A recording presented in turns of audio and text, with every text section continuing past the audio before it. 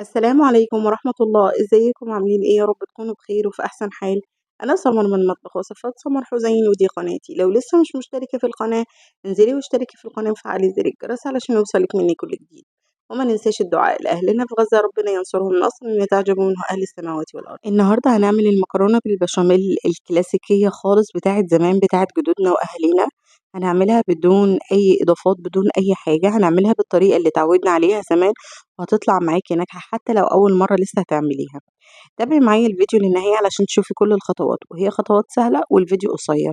يالّا بينا نشوف الطريقة.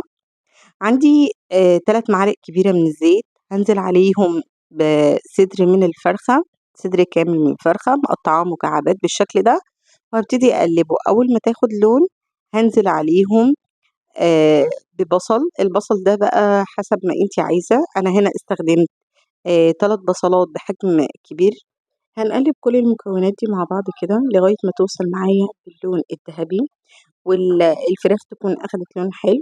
هانزل عليهم بطماطمتين بحجم كبير، هابشرهم، مش هاخلطهم في الخلاط أو هاعملهم في الهاند بلندر، لأ، أنا عايزاهم مبشورين، بيبقى الطعم بتاعه أحلى بكتير من إن أنتِ تخلطي الطماطم.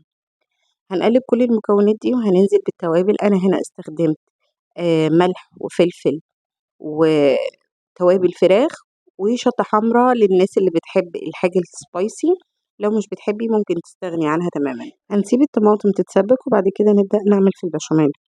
البشاميل هنا أنا هحتاج 4 معالق من الزيت، عليهم 4 معالق من الدقيق، يعني الاتنين متساويين، وهقلب المكونات دي مع بعض.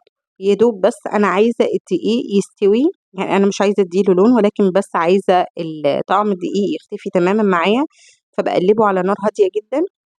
يا دوب كده أحس إن هو الدقيق أخد تقليبتين كويس، بعد كده هانزل عليهم بكوبايتين من اللبن، وعليهم كوبايتين من شوربة الفراخ أو شوربة اللحم. تمام. ممكن تخلي الكمية كلها لبن، وممكن تخلي زي ما أنا عملت كده نص الكمية بشوربة الفراخ أو مرقة الفراخ، ونص الكمية باللبن. هانزل بملح وفلفل ومرقة.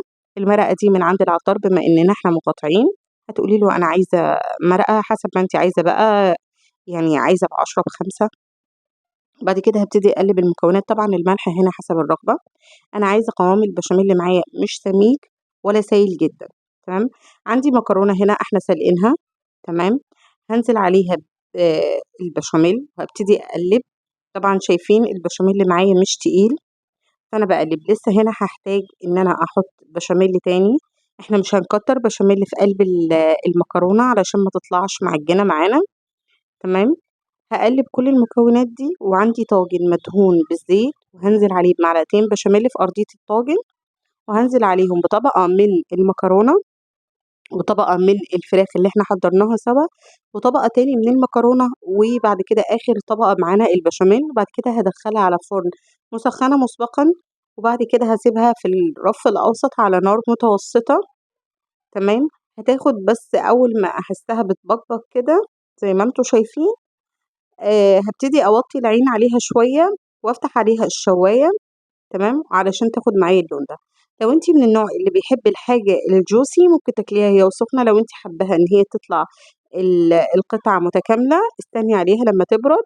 وده شكلها بعد ما خرجت من الفرن، ما شاء الله اللهم بارك، الطعم خرافة يا جماعة، لازم تجربوه بدون جبنة موتزاريلا، بدون أي أنواع من الجبن. لو أنتِ حابة تضيفي جبن ما فيش مشكلة، لكن الطعم كده خيال وبجد بطعم وريحة زمان. لو كنتِ وصلتِ بقى معايا لنهاية الفيديو ما تنسيش اللايك والشير والاشتراك في القناة وتفعيل زر الجرس. السلام عليكم.